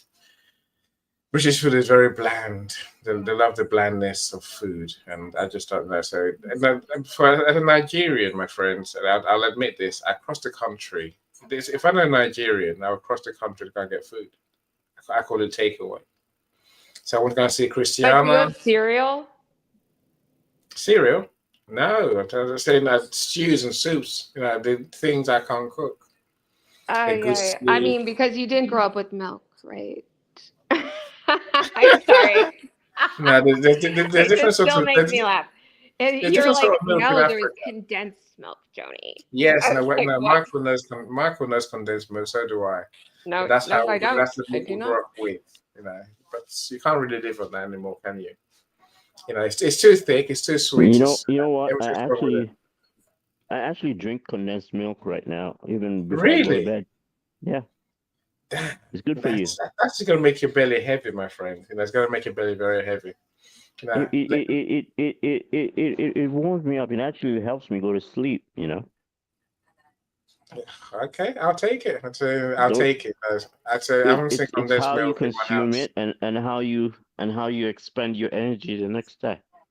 I'm sure we've got That condensed milk here. allows you to figure out how to manage it. But you can do it, Annie. Doesn't it have a lot of sugar It's in too it? sweet. It's so sugary. I mean, Yeah, the it's only too thing I've sweet. ever used condensed milk for is like to make like a I don't know. bread I don't know what pudding. kind of I don't know what kind of condensed milk you guys are drinking, but it's not. I don't take. Carnation I milk, we don't. call it. I It's don't. I carnation don't. milk, I right? don't. Yeah.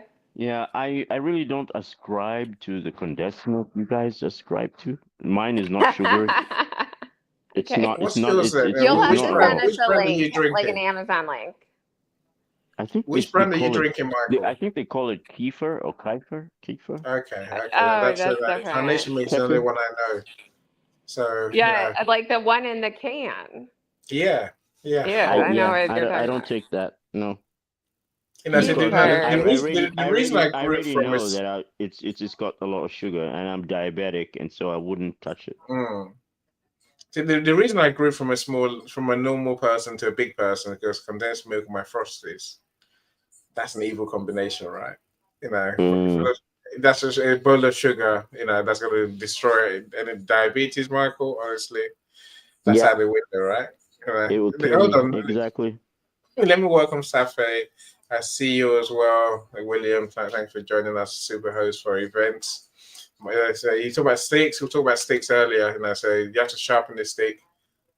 Put chili on it and then dry it to make sure it's ready to be painful before you bring back to whoever's going to beat you. That's a Nigerian. That's my experience anyway. God awful, right? My friends, look, we'll talk all day. I see you, Jay. I see you. Welcome, my friends. Hi, Jay. We've just I done miss Jay. I haven't seen Jay in a while. Jay's just done a book cover for one of my clients. Who just did said sticks? William Rochelle. Yes. Okay. So you can reframe this. So 11/11 is when you're supposed to like make a wish and whatever. That's a silly thing, but we call it sticks because it looks like 4 sticks. So we'll just reframe it. We'll reframe our mindset to say we're making a wish of sticks. No, it's a feel when I don't know the delights that some Africans take in beating kids with sticks. I don't understand. So I'm so glad that here in the UK, if you beat your kid, that's child abuse straight away, in any form at all, and the police can be called by the kid, and the police will come, and Yeah. one has to leave the Here house. Well, too. the kid's not going to leave; you're going to have to leave, right? Yeah. Well, I couldn't even imagine laying a hand on a child. I couldn't imagine. But I mean, it's you know just what? it's kind of become wrong. So, but it You was know what, Joni? It's the other way for foreigners. I say foreigners, Nigerians, Africans, Indians, Asians, Chinese. They love to beat their kids. They love to literally beat their Oh, yeah, kids. but They think the that's the way. Irish did too No, no, here in but America. here's the They thing: is that did. we learned that from what do you call it? From yeah. colonialism. No. I think it's from my parents. I don't know. It's not No, colonialism. I think they were doing before that. it was corporal punishment. Yes. That's the word, Yeah. right? Corporal Yeah, But I think that's that's definitely punishment the was the word. way Yeah. was how it got drilled into us, and then we it's started like practicing it on everybody. it's funny how Journey to respond to your point. Almost the foreigners cannot imagine not beating their kids. I'm like, stop doing it. You don't. You just don't do it. They can't. They can't imagine not beating them. They can't. They think the world will cave in. The kids will become three-headed monsters or something. They think it's like it literally. If I yell at a kid, they turn into like, just like in it, just like have a little shit fit forever. And I mean, like it's a very delicate situation now. I'm like, it's a little too delicate. But no, my parents, I mean, they're very strict to an extent, but not in the same way, not in the same Well, swish. in defense of them, it's actually a survival technique. Yeah, I could see. Is it? Yes. Why?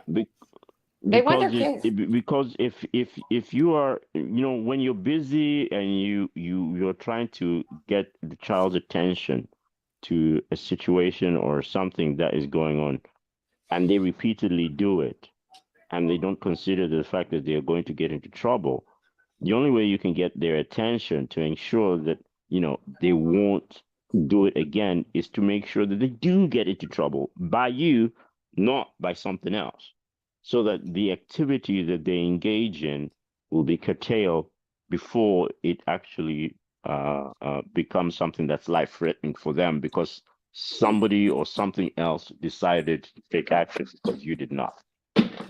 That really makes sense. Let's say it very clearly, my friends. Michael's wrong. I Totally think wrong. he's right. I think he's He's kind of wrong. right. He's It's wrong. like He's wrong. I'm He's sorry. wrong. A lot of my friends who We can were we black can grown up, argue about that later on in the next episode. they're like Yes. anything you can He's do, wrong. just don't get pregnant. Don't get pregnant. Don't get pregnant.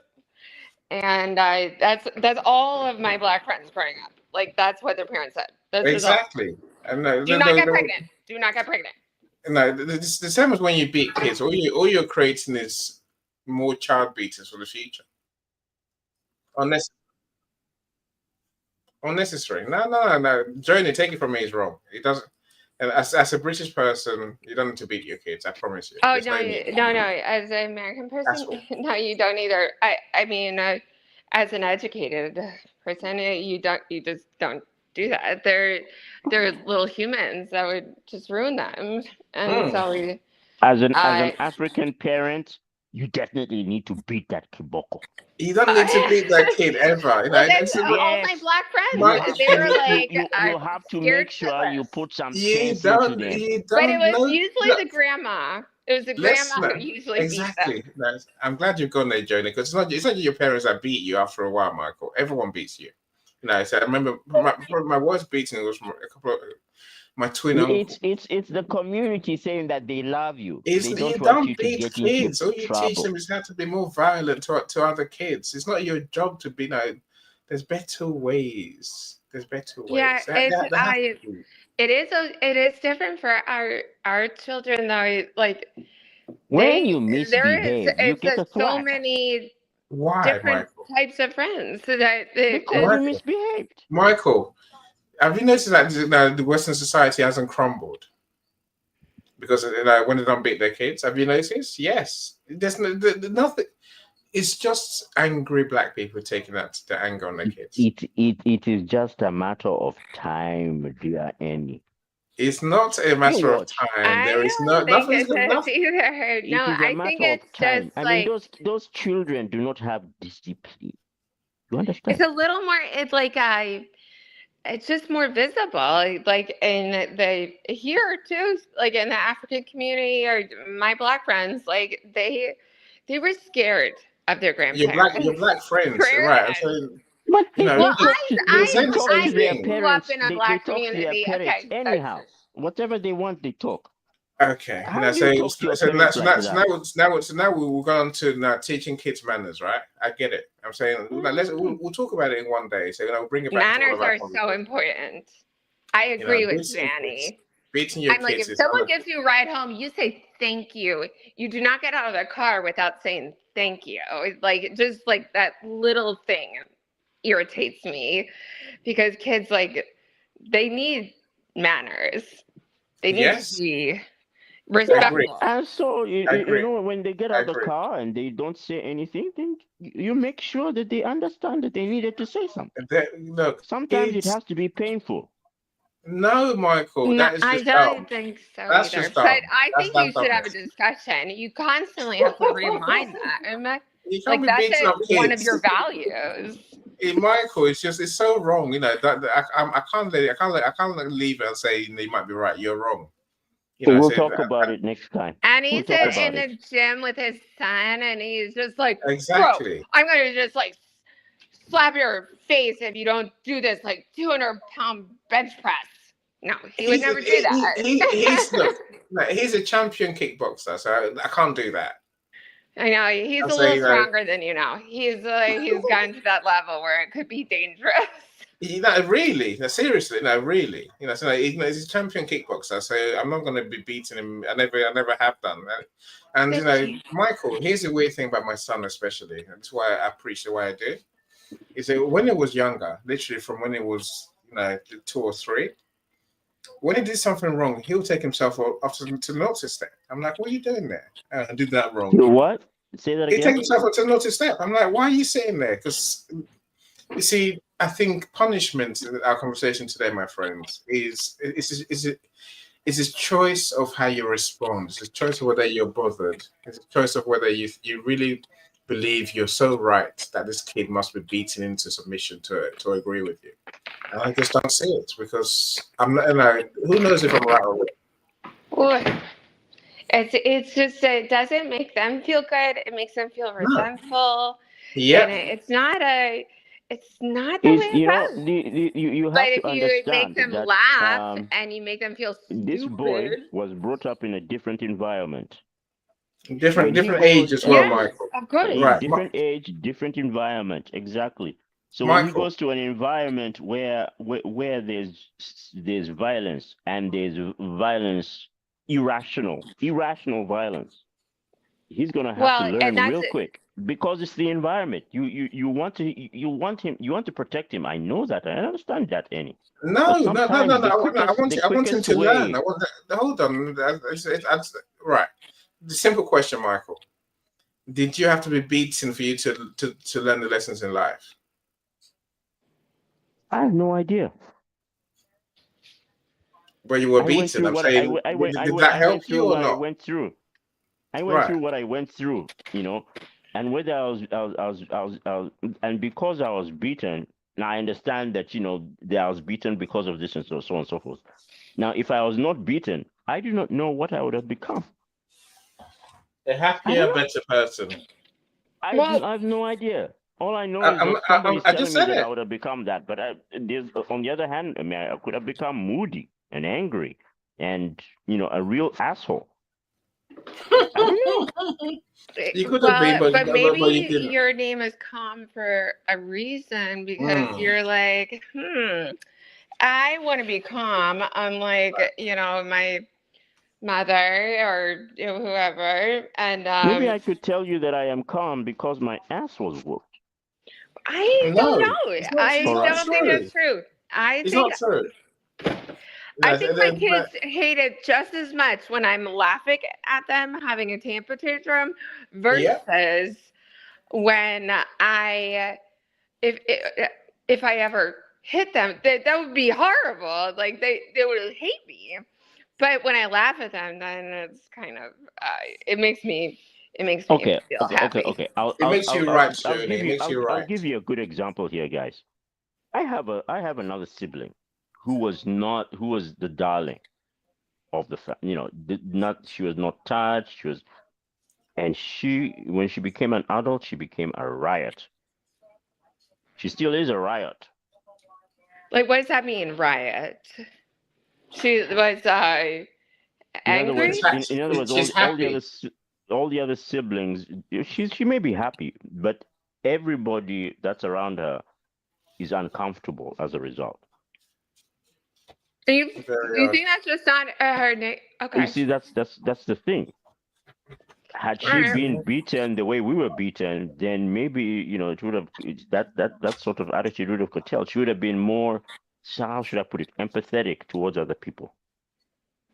Oh, I think that just comes with And so, experience. You to come with me, the humility. thing is, she became narcissistic. Oh, well, no. So now you have Humility to, is yeah, really what takes you now down. me, if I was also treated the same way, there's a probability I would have also become narcissistic. Because Not true, now Michael. we're Not talking true. about, no, it's true, because we grew up in the same environment. I That don't think so. that's There's just so not many true, But different. Michael. then I don't think so either. one of us was thwacked, the other one was not. One of us was given more responsibility, the other one was not. I don't. Watching someone get twacked, as you put it, it's enough to put anyone off and traumatize any kid anyway, Michael. I'm saying twacking at all in a household is not allowed. It's in schools tried this for years, Michael. Teachers could beat the kids. Right. I'm saying now, no, you try that, you beat my kid at school, you see what happens. I can't beat you first, right? And then I call it. But with her now, you can't even teach her a lesson because she's so big, she's huge. She'll thwack you. Good. But Yeah, then but at the she's same not. It's time, wrong. Then there's maybe she no just needs two a ways. hug and to be like loved and just be like, you are a beautiful girl. You're a queen. Like, I love you yeah, so I know. much. But then she did not develop empathy. She did not develop kindness. She did not develop those things. Did she have children? That if you were to typically, yes, she has children, but So does she still, love them? Look, those are her kids. I don't I know. know, but it still means she's something good in her. That's look, I don't know. I don't know. I don't want to let's comment on something I don't know. let's leave it like this, Michael, and say discipline is different to abuse, right? Parents might find a way to discipline the kids and teach them the lessons they have to learn and prepare them for adulthood. I agree. Beating them is not the answer. Never has been, never will be. I don't Yeah, think there's a I big agree with difference. Annie. I agree with Annie. It's against the law now. It's in the UK, so you get arrested and in prison. Yeah, there's a slippery slope. No, it's the right place to be. Beating our kids is not. It's not allowed. It's against the law. It's against. It's against law. It's against God. It is against God. Right. I think here they're so sensitive here in America. Like you're just like, even if you yell at your kids and you're a divorced parent, you get them taken away from you. Yeah, It's it just means that you're an angry parent who can't control yourself. Parents also come back and they tell you, yeah, it's not really against God. God actually supports it. I don't think God supports that. I've actually had arguments with parents who actually told me that very same thing. No, it's our right to discipline our children. Yes, beating them is not the way. It's not the way to discipline them, Michael. I think making fun of them is the best. Just the best. Our kids can understand when you talk to when you explain things. Yeah, I know. Understand, you can discipline with love. I don't Ah. Yes, care. you just like make You them. Hold on. any You your message should be blasted all over Africa so that people can hear. Yes, I I'll mean, tell you. if you I've done give a kid parenting a already. hug in high school, getting out of your car, and you're just like, I love you, like I love you so much.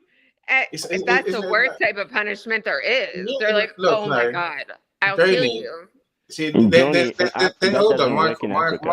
Michael. There's difference between discipline and laissez-faire parenting. Your sisters, since you have had effectively no parenting. Do as you wish. Not Kind of discipline. a thing. Yeah, that one. No, Yeah. that's not the opposite of not beating your kids. There's a way to teach your kids and discipline them without beating them. I promise you. We know that. White people know that.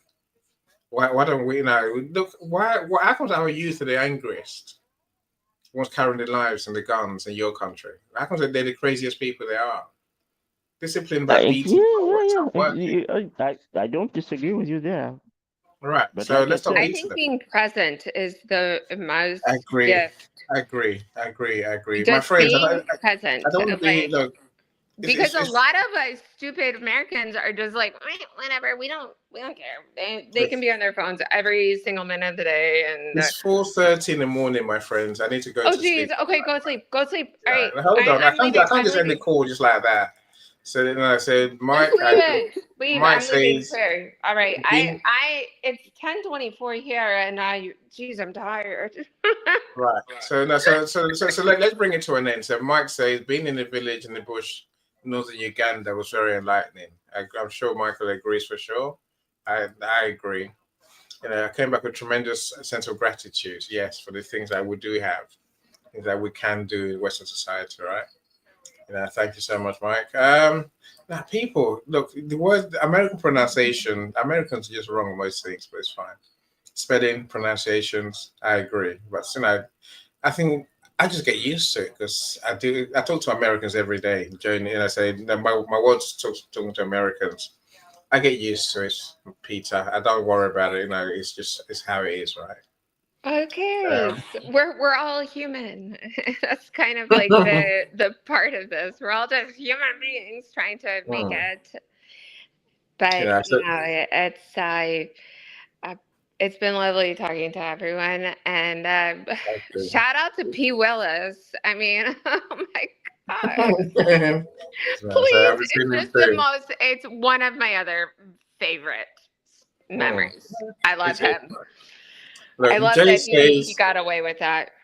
See, Jay says, those in the diaspora, we must find a way to pass on our cultural legacy in the ways we see fit. Yes, without beating our kids without passing on the negative parts of being foreigners, if you want to call it that. That's the truth, Jay. We can't be beating our kids, can't be starving them, we can't be punishing them, we can't be neglecting them, we can't be killing their mindset. How do we pass on the good parts of our culture and let them blend that in with where they are and where we are, in the Western world? No, I hear what you say, Mike. So I'm going to do a few of these. So Safi says it's a running joke online that authentic British food is just Indian chicken curry. Yeah, well, no, we'll do eat a lot of it. If takeaway is normally people order Indian or Chinese. I hate Chinese. I still eat it. And I've never had curry in that sense. Never had curry? I made curry. I made my own korma. I don't eat curry like that. I don't Oh, buy curry. I love curry, but I grew up like eating that. My mom was a fantastic cook. But yes, a Chinese just is not Chinese. I know. Joan, isn't that full true? sodium. It goes right through you. You're gonna have diarrhea. Again, I buy ribs from Chinese, and I'm like, what is that flavor? What's that horrible taste? All I wanted was sweet and sour. I don't know. It doesn't happen there. Safi, look, the curries here, they're bland. I've got Indian friends who used to cook, who cook authentic Indian food. It's very different to what we buy in the shops, what we buy in takeaways. So it's a problem. So that's not my thing, right? Why? when we're going. So I like I want to, Mediterranean food. I love like yeah. just a grilled simple fish with some lemon and gosh, it's like to think of like the Mediterranean like lifestyle is so wonderful. It's just like But sort of like a little wine, some of their some food is good. sun. You know, so most French food is horrible. You know, say Nigerian snails. I have They're been to pizza. France so many times and I love some of the food, but like I really love bread. I really love bread. And I love That's walking through those markets in Paris where there's so many like peonies. It's gorgeous. But yeah, no, you get out of the cute areas, you're like, oh, you know, nasty. we'll talk about food say one day. You know, one of these events. Because We should. We should talk about food because I'm writing a cookbook. I think say in Nigeria, street food is that's my favorite type of food. This street vendors who sell food. Of course, I know I that love the Western people will argue about health and except you safety don't like guacamole, so and food you would be out. hygiene. That's yucky. Anyway, I leave that alone. All right. Well, we have Lydia, to have one of these for about food, so we'll discuss that later. Go to bed. All right. I'm yeah, leaving. Lydia, thanks for joining us. Look, my friends, thank you so much for everyone who's joined us and everyone in the comments. I truly appreciate you spending your night with us.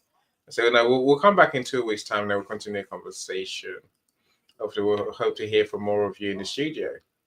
So there's so many of you to thank, so thank you so much. So I appreciate all of you. Next time, And Joni, thank you, Annie in Joni. the schedule in the studio. No, thank you, That I Joni. will put you in the schedule in the studio. Yes, Just kidding around with you. schedule, Okay, night night. schedule. Bye. All right, enjoy yourselves, everyone. So, Mariam, I see you as well. Thanks so much, everyone. Look, if you missed the show, please watch the replay. Hopefully, you'll enjoy that too. Just to make sure I do the right thing, I will share my YouTube with you in case you struggle to find where to watch the replay. I don't want you watching the replay on LinkedIn because it does nothing for us. Right? So let me share my YouTube link. And if you have to watch a replay, then by all means head over to my YouTube and watch it from there. Now, Joni, you've been fun. Please, sure you join us again.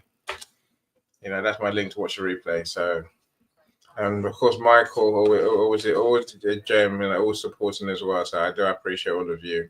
And of course, my co-host Noni. So I look forward to these every other week now. So thank you so much, everyone. Enjoy your night. Now, if you have to watch a replay, do connect with us. In the end, find a way, right? Bye, everyone. Bye, everyone. Every step forward is a new beat to your drum. Achieve success with Global.Media.com and celebrate it with or without champagne or rum. Achieve success with Global.Media.com.